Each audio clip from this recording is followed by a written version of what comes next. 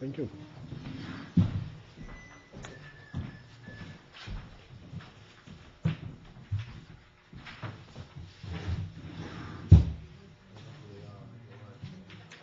Right.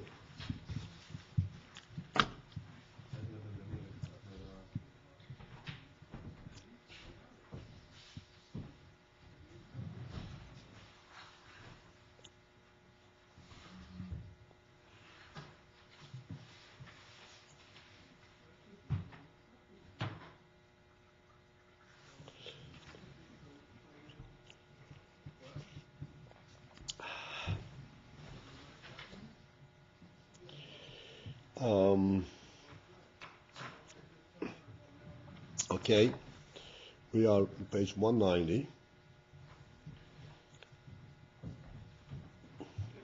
About 1/3 from the top of the page. The line starts with the word lakabel olov.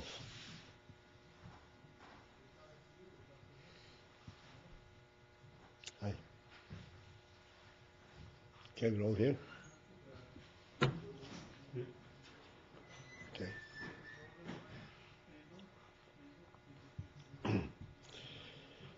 We're on the end of this line, but I want to revisit a little bit the thing that we learned, the last thing that we learned here, that in Avodah, Abba alone cannot serve, is not sufficient.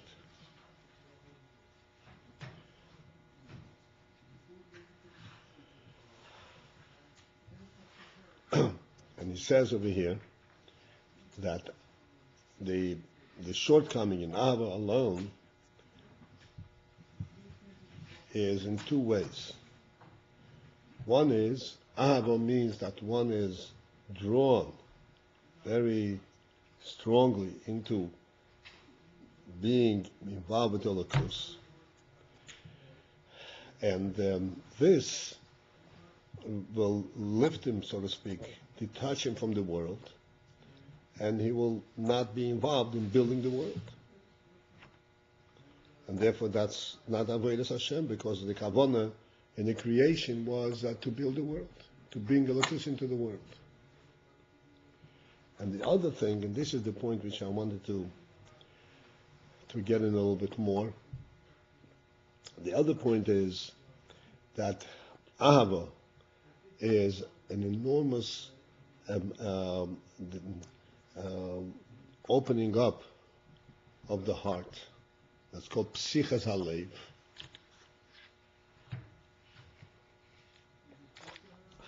One is elated, one senses to be in a situation that he completely fits in, he completely feels great with it.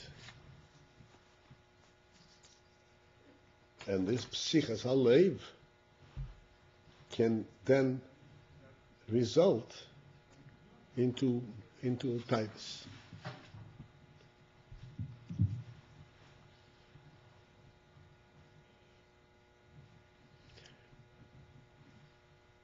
So the question is, how is it possible? His Psichas Halev is he's drawn to Elokus. So how can Elokus, being drawn to Elokus, result in types? Elokus is purity itself.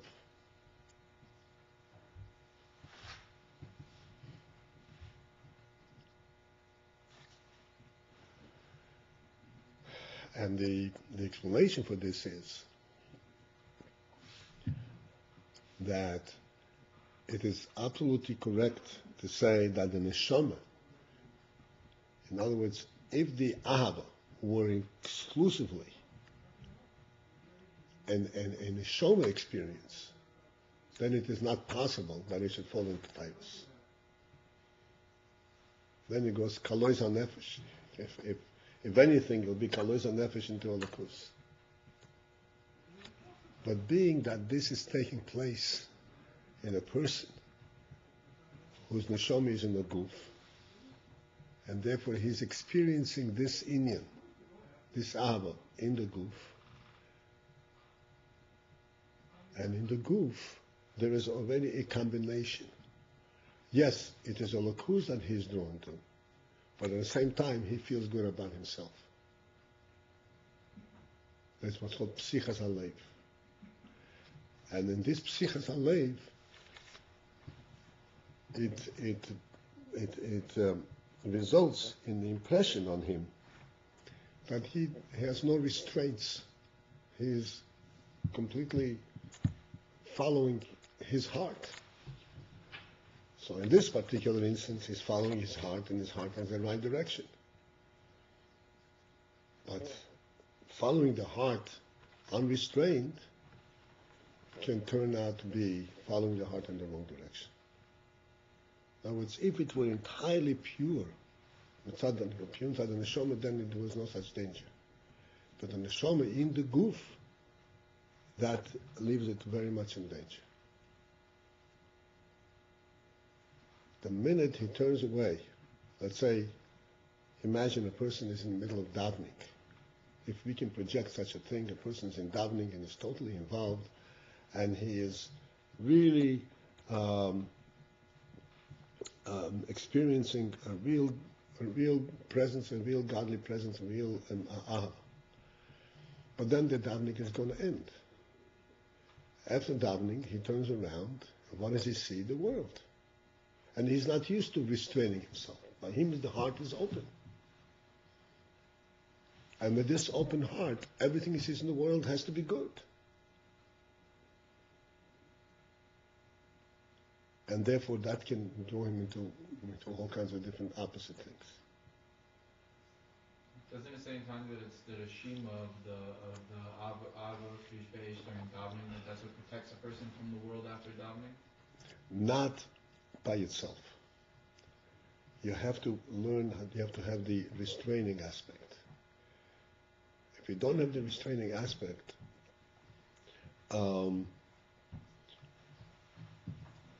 the physical heart does not know the difference between lakus and worldly tigers. It's identified only in the seichel, in the neshama.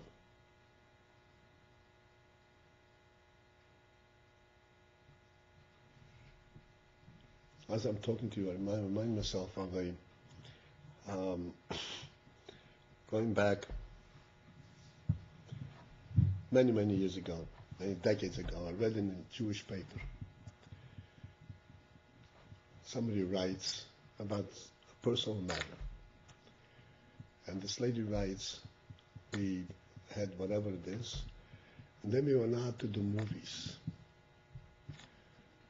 What else does a person have in this life except for the little bit of spiritual experience? Where did she get spiritual experience? Going out to the movies. So you lose sense of distinction. How come it doesn't work the other way? How come after davening for a long time and a person's really got saleh, so then he can turn around and say, wow, a sandwich, it's great. But how come after really focusing on a sandwich for a couple hours, he doesn't turn around and say, oh, now I want to daven. Now the sandwich was so good, I have to go, really throw myself into chumage. How come it only happens one way? If the physical heart doesn't know the difference, how come it doesn't work both ways?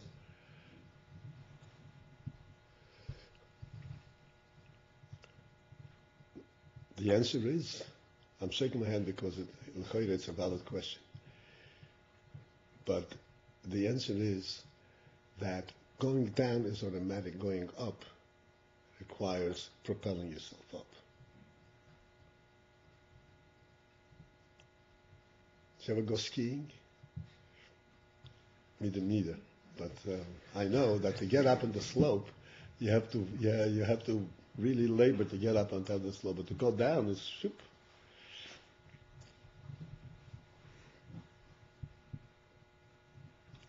This is going down and going up. That's the difference.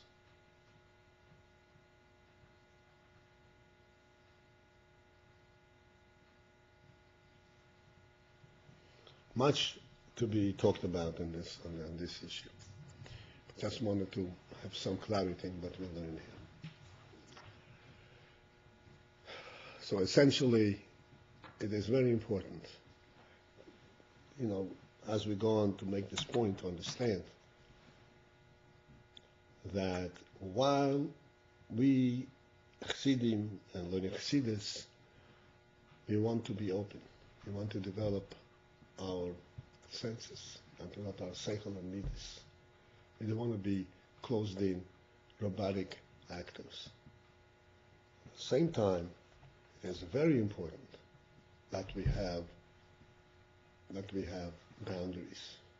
We recognize these boundaries. Yeah. And we know that without boundaries, we cannot exist. You cannot say, I love learning so much that I don't need an alarm clock. I'll wake up on myself. It's not going to happen. You need an alarm clock. Not only that, when you get the alarm clock rings and you wake up, you have to force yourself out of bed. It's not going to happen. Oh, wow. It's time to go learn. Ooh, let's go.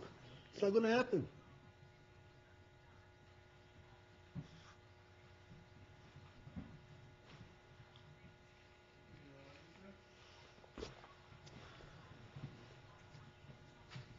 A certain amount of discipline is always necessary, no matter what madriga a person is.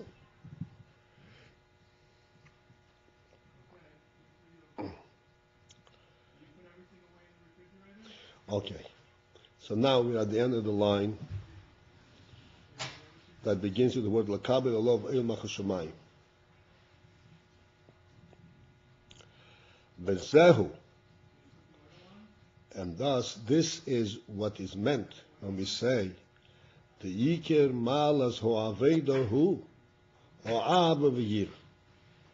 That the principal Maila, the principal significance and quality and value in Avodah is Ahava and Yira. Shehei Merotzu V'shuv, which, practically speaking, it comes out in the form of Rotzu V'shuv.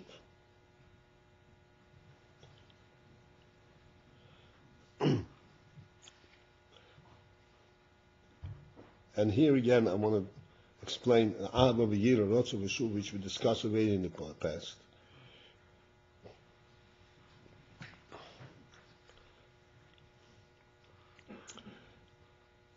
An Abba is related to Rotzu. It means that it is not sufficient to recognize something, recognize that learning on the lakus is a good thing. And I would like to have it. That does not constitute ahava. Ahava begins at the point when it actually pulls you there. Not that you know this is something which you should have, you should be. I would like to have it. That's not ahava. That's recognizing that it's a good thing. Ahava is when it actually touches you and becomes personal. You're drawn to it. That's why it's called rotzu. It actually energizes you. You're drawn to it. And therefore shuv comes after the ahava, after this rotzu, which translates in terms of, as we said the other day, not in relaxation and saying, okay, leave it alone, but in translating this drawing into a practical level of activity.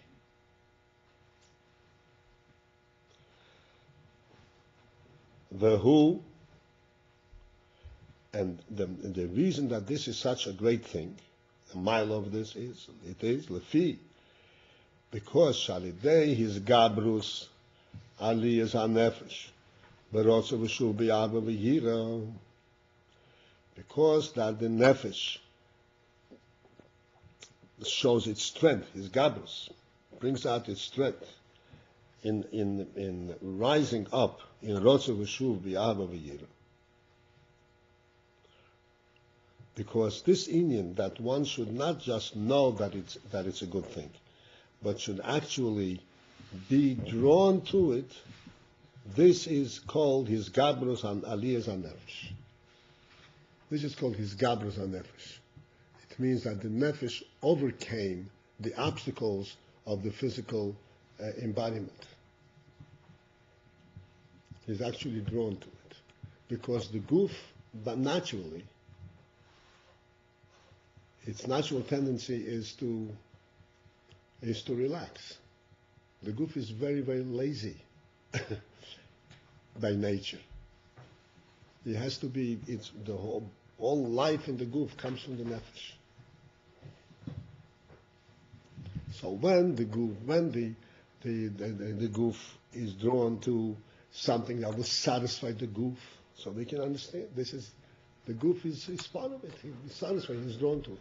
But in order to be drawn to something that only the nefesh appreciates, Abba, that requires his gabrus, that the nefesh overpowers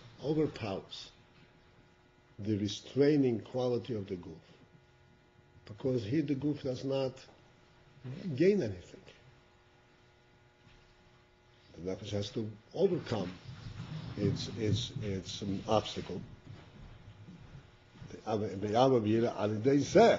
As a result, and through that process, the nefesh comes out, steps out, this is how the nefesh actually pulls itself out from the concealment of the guf and nefesh habas. This is a real gabrus. This is why it's called in Tanya, this is called a process of war, of overcoming an opposition. This is kind of a difficult thing to perceive, that a person within himself has an opposition to himself. How can it be? But this is here's where we can come, so to speak, face to face with this inyan.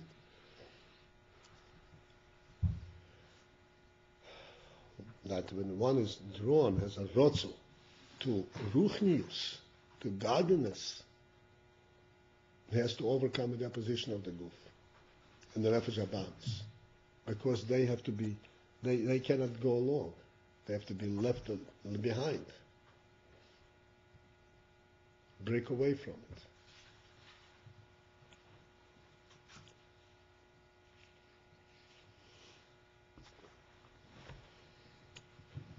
And when one contemplates, everyone else contemplates, one contemplates this type of a thing, you realize immediately the thought comes, what are you doing? You're going to a different world. It's not real. You have to be in the real world. Take care of your body, take care of yourself. Where are you going? To something that the group has no interest, has no participation. It's a true opposition.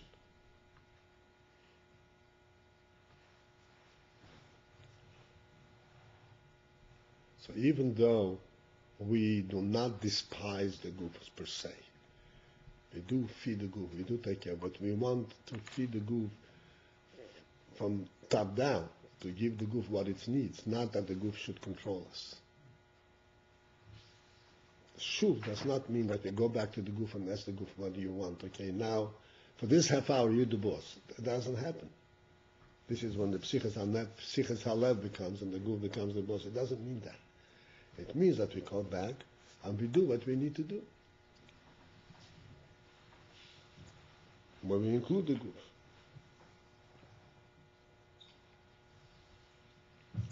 And this is the way that the nefesh comes out from the concealment and imprisonment in the guf and nefesh habanis.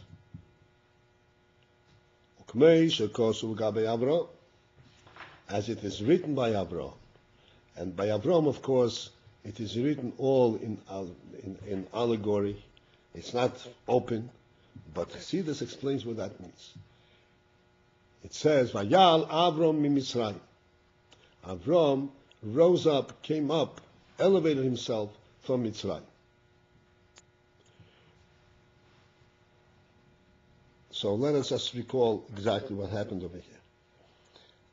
Avram was told by Hashem to go someplace, and he came towards Canaan.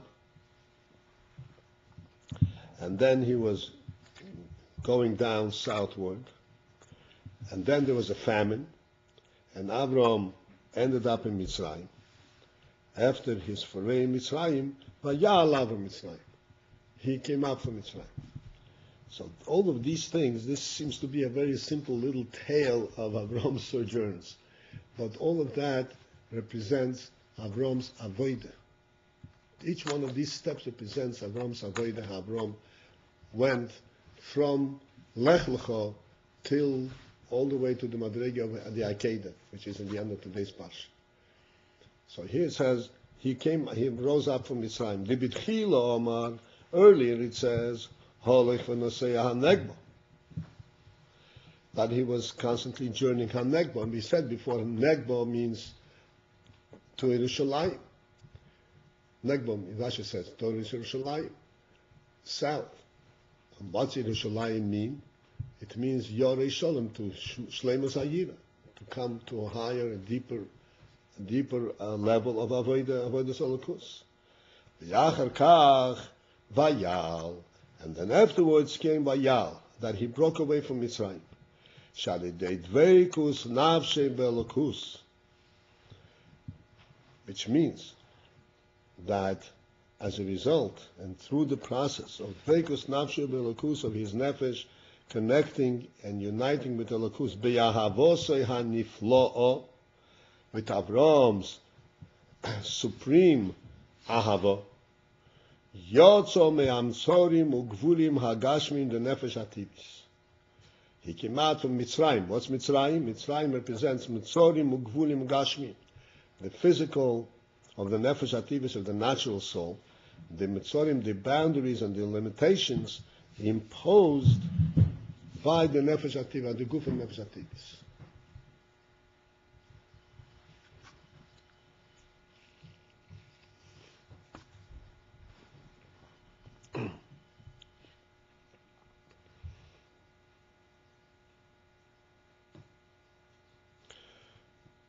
And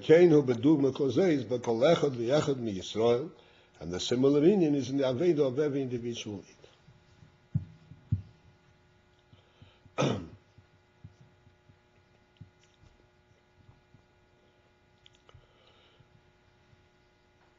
want to discuss briefly the Metzorim Ugvulim Hagashmim, the Nefesh Hativis.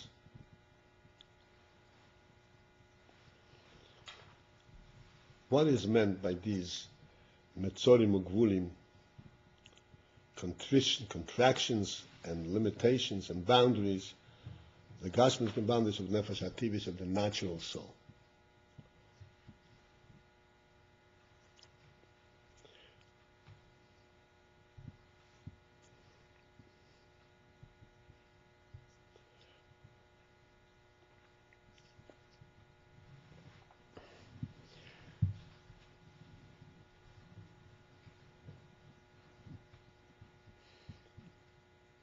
Notice, Mela Gashmius, they understand Gashmius, everything in Gashmius has a Metzor Gvul, has a limit. But Nefesh Hativis is a soul, it's a living soul. So it's Ruchni. So what does it mean now that we say we're talking about a soul? Nefesh Hativis, that it has Metzorim Ugvulim.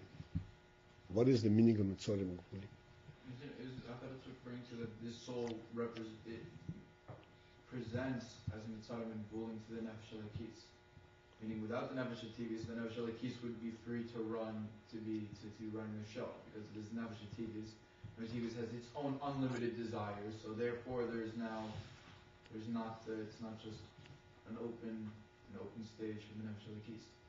The Nefesh Tivis is the Mitzarim and Vulim to the Nefesh Elokis. But not that it itself possesses Mitzarim and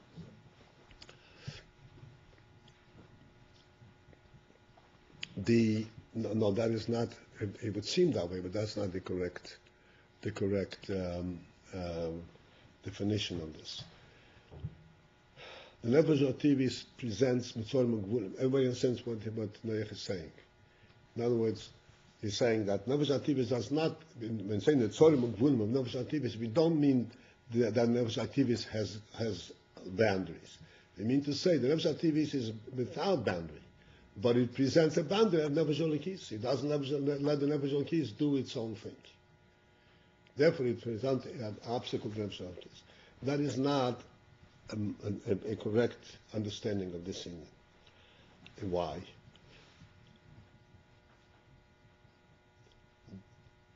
What is the Nefesh HaTivis?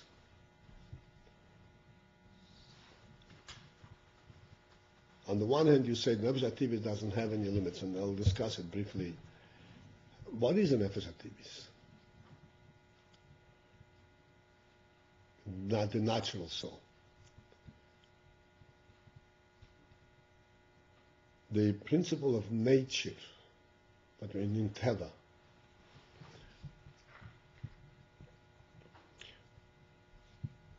The meaning of Teva, the word Teva means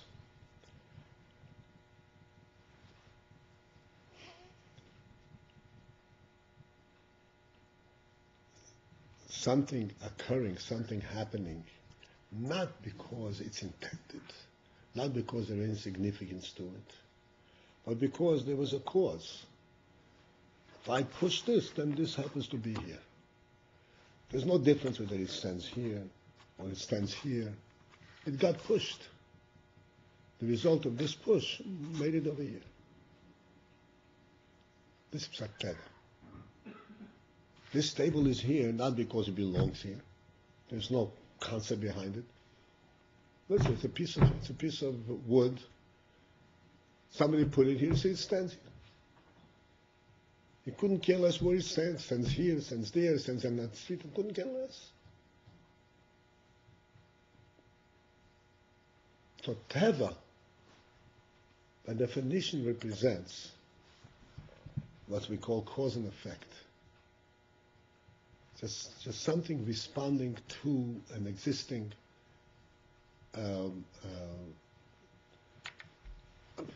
action. In contrast to Nefesh Elokis, this is the two views of the world. When you view the world as natural or view the world as godly. It's the same world, but it has a completely different representation, different view completely. When you say that the world is natural, like we speak all the time, the sun rises. Why does the sun rise? It rises. Either because you can look at it either way, because the sun has been set in motion and it's just moving and moving, without any aim, without any purpose, and just this is nothing, it changes its orbit. Or, as they say, the Earth rotates around its axis. It makes no difference. The whole thing is insignificant. The resultant day and night and the seasons is totally insignificant. It's a result, an inadvertent result. What inadvertent means? Unintended. Accidental. It happened to Aviv, yeah.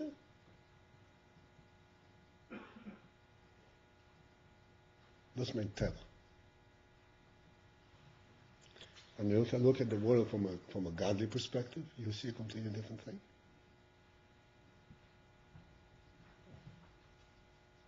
You do the opposite.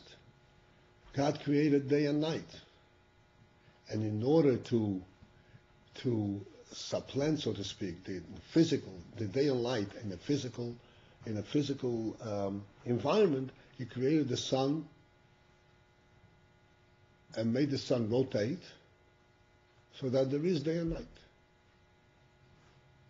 And look in the Chumash, in the 5 days of creation, 6 days of creation. If you look on the 4th day, when Hashem created the luminaries, it says, "V'lim shoel ba'yom v'alayla," that He created them lim shoel, to rule the day and night, which means not to create the day and night, but to rule the day and night. There is a day and a night that God created, and He wanted to translate day and night in the physical world. He created the luminaries. So essentially there is a real creation. It's called day and night.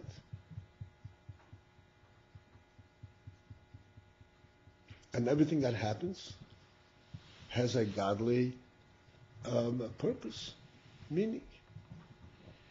Day and night, summer and winter, koir v'choim, light, and all that doesn't, these are all definitive times in the world that the Rebbe has put in.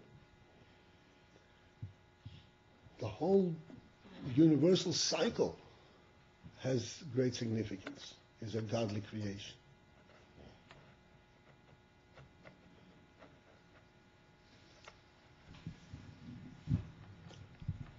This is the difference between the way the Nefesh Olekis looks at the world and Nefesh Hativis looks at the world. If we examine more closely the Nefesh Hativis, it means, this is what Metzorim Ugvulim. Metzorim Ugvulim means each thing is a separate entity. The sun has nothing to do with the earth. The earth benefits from the sun inadvertently. We spoke the other day, the fruit tree produces a fruit, couldn't care less what happens to the fruit. Then comes the human being and crawls under the tree and steals the fruit from the tree. Again, totally unrelated. What is the reality? The reality is that God created the fruit tree to feed the human being. It's exactly what its function is.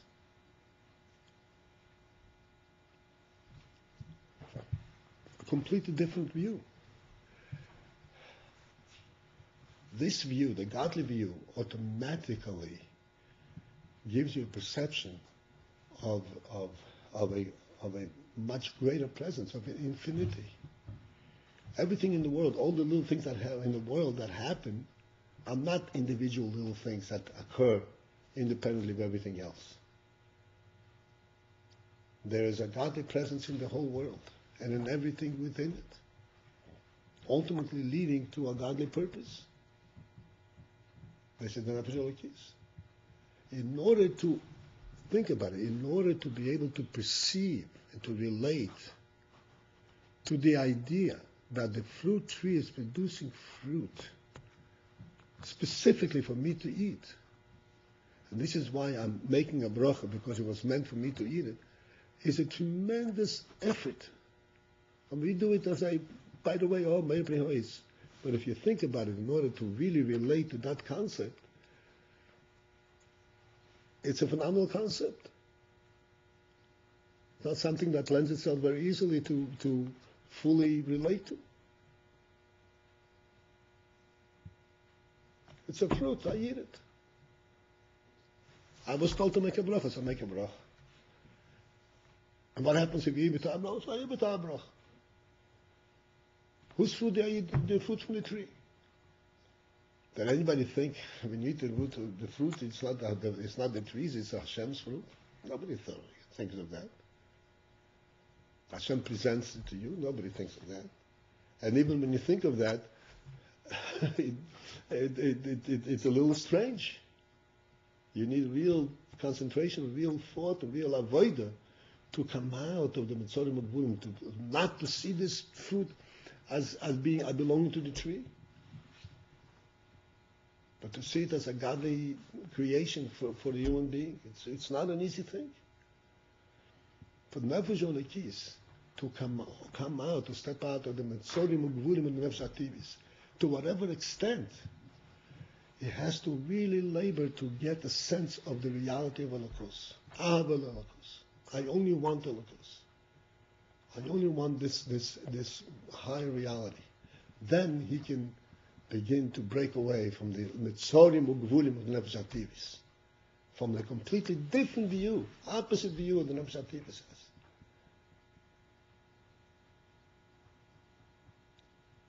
And in the Nefesh Ativis, from perspective of Nefesh Ativis, if you tell a businessman that he was successful in business because God helped him, he will take offense. Yeah, God helped me, but if I didn't do this and that, I don't know how he could have helped me. I helped God to help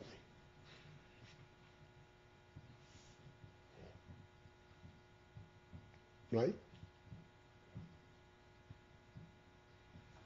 If you tell him, listen, we told you this, the truth is, he didn't begin to know what you were doing. It's God had that kind. He'll be very offended.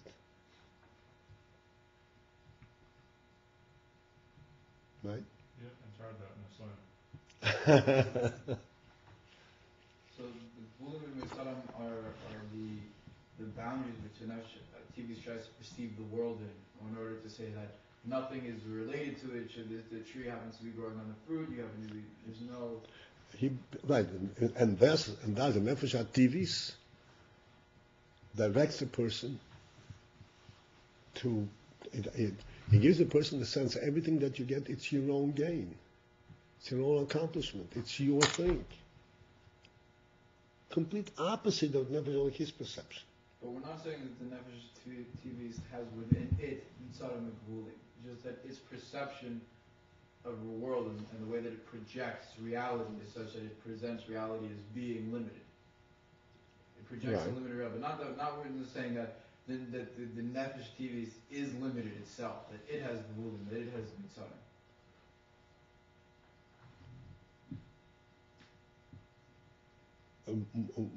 Okay, I can't really see where you're going. What's the difference? You began with the question. No, Said, the Nefesh HaTivis, its essence is rooted in Mitzorim Ugvurim.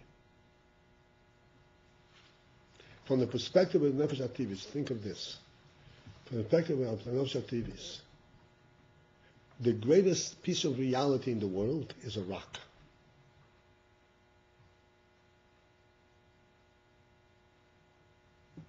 It's a real thing. Ruchnis, shmuchnis, I don't know what you're talking about. This is a real thing. You get money, you have a real thing. It's rooted in Teva. It's rooted in Mitzorim Ugvurim. so then we still haven't answered the question because we originally asked the question, how could it be limited if it's Ruchnius? And Ruchnius is not limited. So if we're saying that it's just the way that it perceives and the way that it projects, it's one thing. But if we're saying that it itself is rooted in limitation, but it's Ruchnius, what is it limited by? It's not limited by time. It's not limited by space.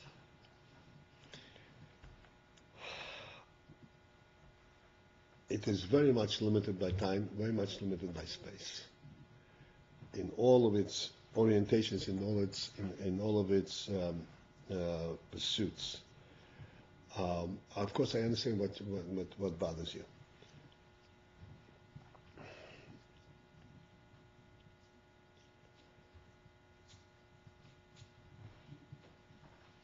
The truth is that Nefesh HaTivis, as real and as active it is, in ultimate truth, it's unnatural that it should be such a thing, because there's no mitzvahs except for God's creating the world, which means that the Nefesh HaTivis, the whole perception of HaTivis, begins to perceive the world from an unreal level. Like we have today, what is the scientific view of the world? Pardon me, the world created itself. Big Bang. It exploded. From what? From nothing.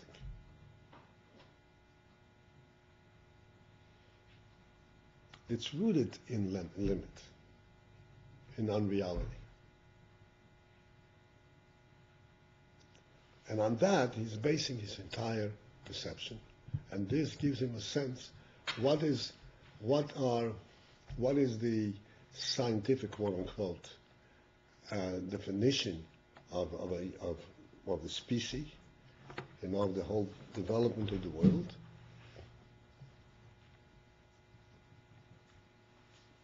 Realizing its own limit and realizing its vulnerability to nature, it develops all kinds of different protective means of protecting itself. Its own limit, based on limit.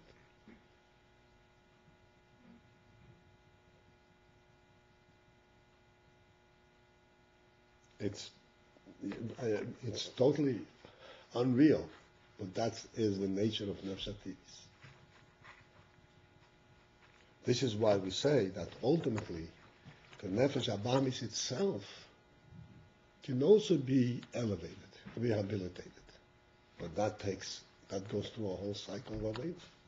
And here we're not differentiating between the Nefesh Abamis and the Nefesh HaTivis. No, right, it's the same thing. But first you have to free the Nefesh Olekis from the Nefesh HaTivis. That's the first thing. You have to bring light into it. Then you can start working with Nefesh HaTivis. So, this is what you said. You said that it's the Ruknius, but it's limited because the entire basis of his existence is not in reality. It doesn't perceive, and I guess you could say the same thing about all Klippas then, because they're not really tuned, but... That's why it says that in Klippa, there are all Madregas having existing Tusha, existing Klippa, except for one. Except for Yechida. Nefesh, Ruach, Neshama, Chaya is also, there's a counterpart in Klippa. But Yechida, which is the reality of the Nefesh, that reality exists only in Adush. What about it says in Tanya? It says that all of the schemes of the Nefesh of Bahamis, it's also the Tei for the Adam, and then it brings at the end, it says that it brings the mashal from the Zayar about the Zayn and the Melech. So seemingly, then ultimately, then the Nefesh Elokis also perceives that there's ultimately that it's trying to serve the Yevishter. Everything that it's trying to do is also for the good of a person. The Nefesh Elokis doesn't perceive it. It's the Nefesh HaTivis. The Nefesh HaTivis? Nefesh HaTivis, this is because it was given, it was granted as shlichus. It was given that koyach. It's conceivable, this is very, very deep. It's conceivable that deep down there is even that cognizance too. Like it puts a person through tests because it hopes that through these tests it itself will be rehabilitated. But that's very, very far off. Very, very far.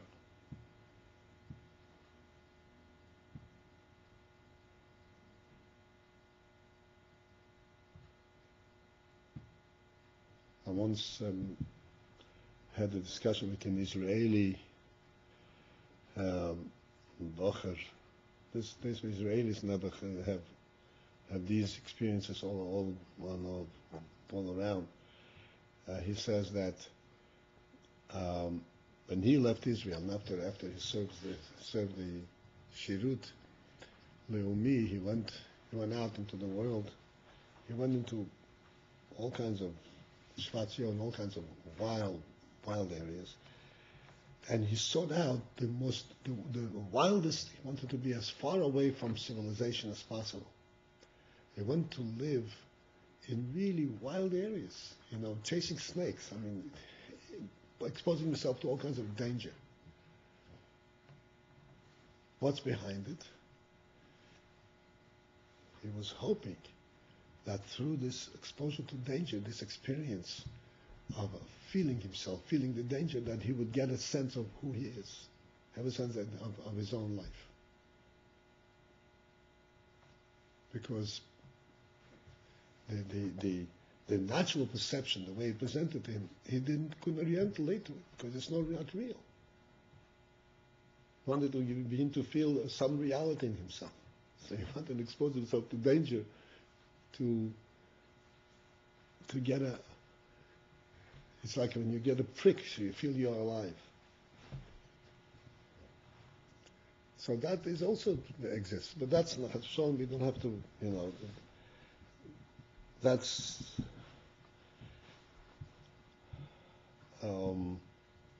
there are two.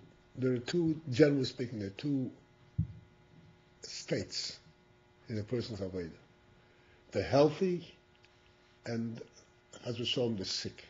When a person is sick, you have to administer medicine. Medicine can be very bitter and very painful. But if a person is not sick, is healthy, he senses the nefesh elokis, he senses the nefesh habahamis, then the proper avodah is this. You don't have to go to extremes. You don't have to go through pain and all kinds of medicine. You do the normal avodah.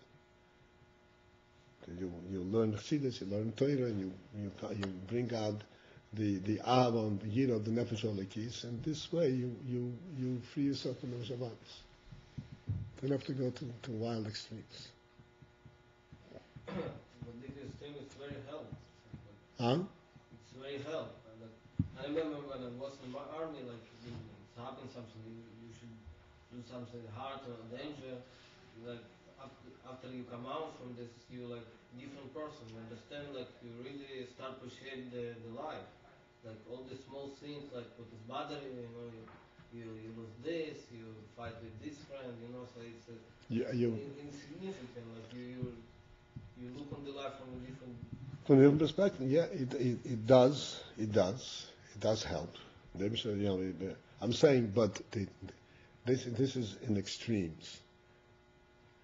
But once you went through this, once you're in a normal and a healthy state, now you have to go through the healthy path to understand the truth and to relate to it, not to have to resort to extreme measures. People who are not well, sometimes you have to administer shock, electric shock, to wake up a person. Probably a different thing. These are all things that work, but you don't want to go through that. You want to go through the normal path. The normal path requires avodah, and that is the avodah for which the neshama came to the world. It's the real thing. And every time that one breaks out and makes a little step, he is breaking through and is actually accomplishing his purpose in the world and bringing a purpose in the world. You can go to extremes like give you feeling it's danger. Like really Sorry? You can go to do something. It's like give you feeling it's danger, but really it's not danger. Not gonna damage you. But you're gonna feel like it's really danger. Right. So Well,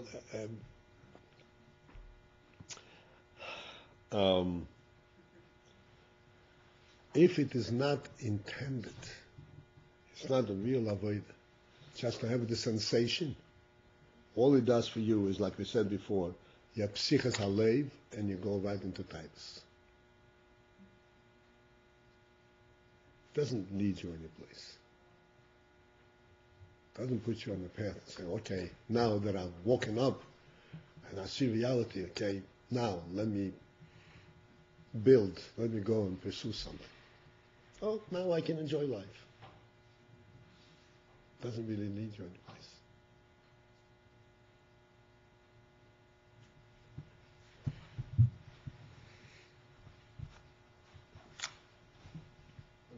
I think like a ballet tshuva, let's say so. Like you have a very not good life before maybe, right? So to appreciate the lakus, you should like, work in a lot of time. It's like very hard toil. Like so it's become sometimes it can become like boring. Like you do the same thing. Like you don't see big progress. Like maybe a little bit, but you not grow so fast.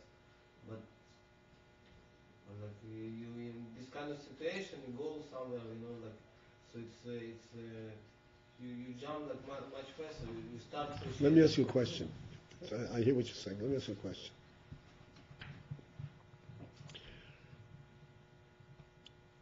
How would you compare the following two experiences, accomplishments in a person?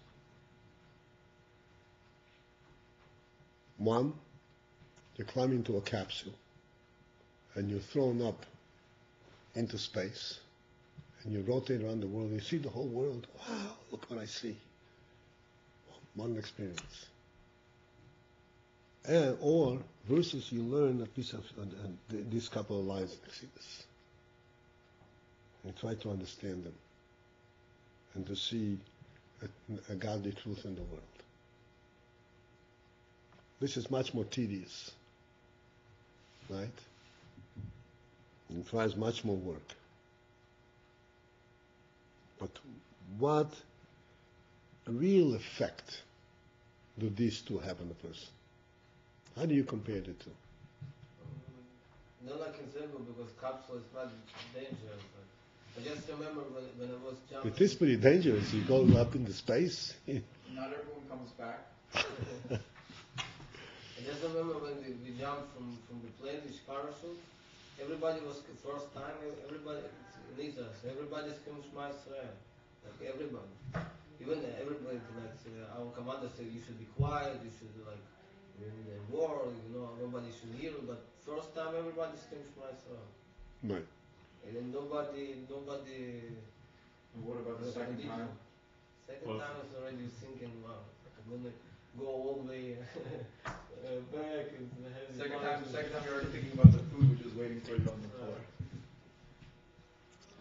But this Don't forget also, you see, what the example that you're giving is not exactly saying, because what you were doing over there was purposeful. You weren't just having a sensation of danger for no reason at all, just to have the sensation. You were trained for a purpose. So you're already involved in something meaningful.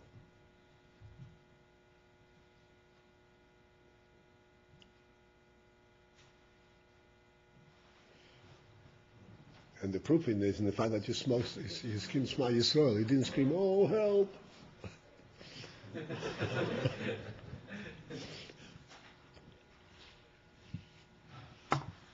You knew what you were doing. Different thing. But believe me, a real effort, perhaps after all the experiences you've had, a real effort to understand what we're learning here has a much deeper effect and longer lasting, and sets a perspective on life, how to proceed.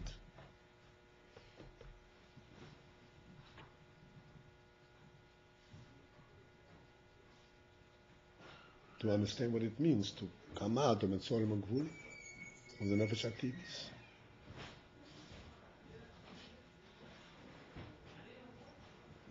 To recognize that when you build a life, it's a real thing. It's not something that, it's a like or dislike. It's you're in a God's service. And it's God who is leading your life, who is building your home.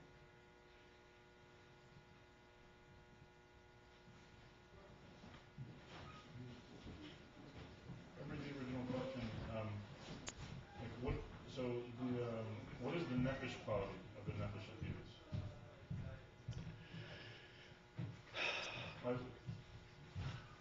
You asked the question like, how is it possible that it could be infinite? Yeah. The nefesh quality of the nefesh HaTivis, just for the purpose of our understanding it,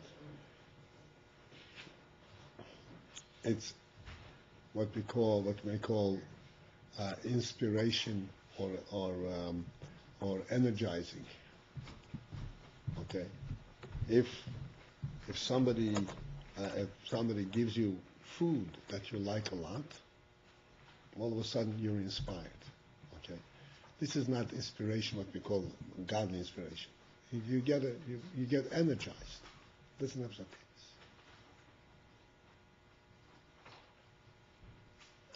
It gets you to it gets you activated, gets you your blood flowing.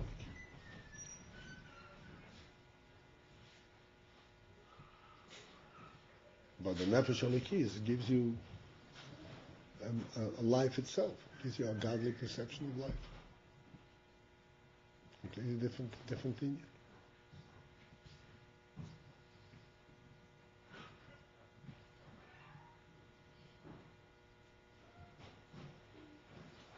You hear this?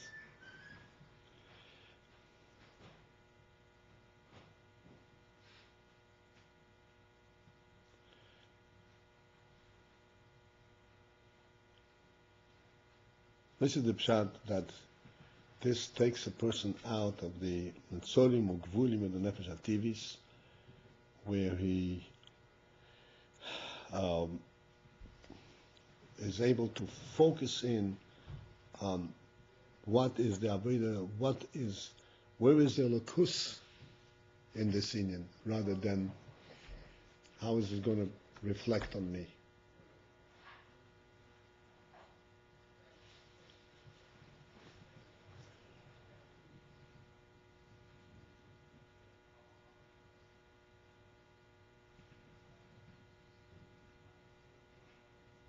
I'll give you a simple example. You're driving. Everybody here is a driver, right? No, you're not a driver. You're a driver? You're a driver? Take lessons. You took lessons. Okay.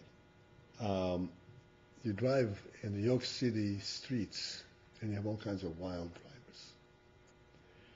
drivers. And the guys, cut you off. You know what cut you off means? You're driving, poof, poof, poof. And you get aggravated. No. And for the moment, I've seen this, a person can get so aggravated that I'm going to show the guy. I'm going to cut him off. And that puts yourself in danger. And Bechlal, it puts you in a very silly state of mind. You're forgetting that you're trying to get someplace. You're not just trying to drive, trying to get someplace. And the fact that he cut you off doesn't change your goal at all. So if you stay focused on your goal and what you're trying to accomplish, and not being detracted or distracted by what happens on the road, that requires a certain strength of mind, a certain perception. That, in a certain sense, is coming out in Tzorim Gvul, having a higher perception of things. It's not godliness, but it's a higher perception. It's an intellectual perception. Not being swayed by little things that are happening.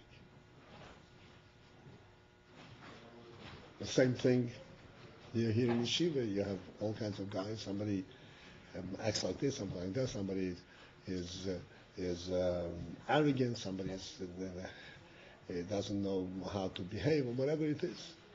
You stay focused on what the reality is, and you can completely ignore it.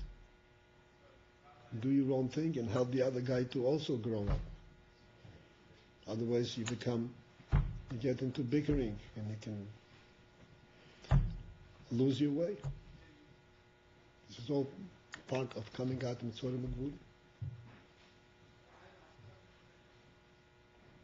On the human intellectual level.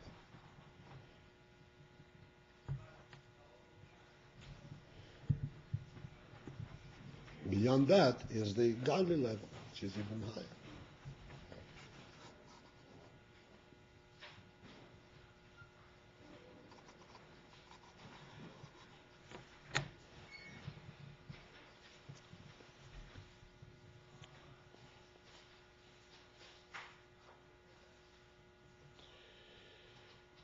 I don't know if we can stay a little longer or we have to come in. What's the story? We started so late. I mean, actually, we have our hour. Okay.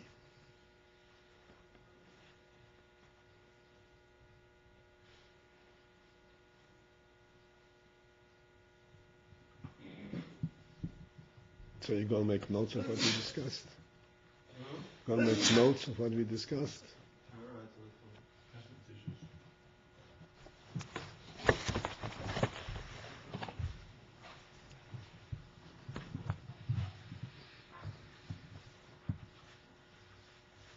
It's not meant for a one-time shot. It's meant to learn and to reflect and to understand what we're learning.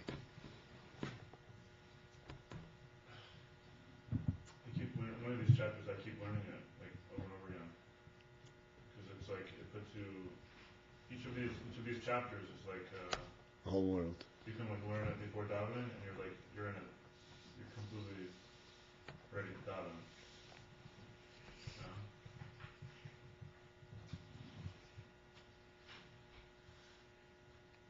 know? Wow.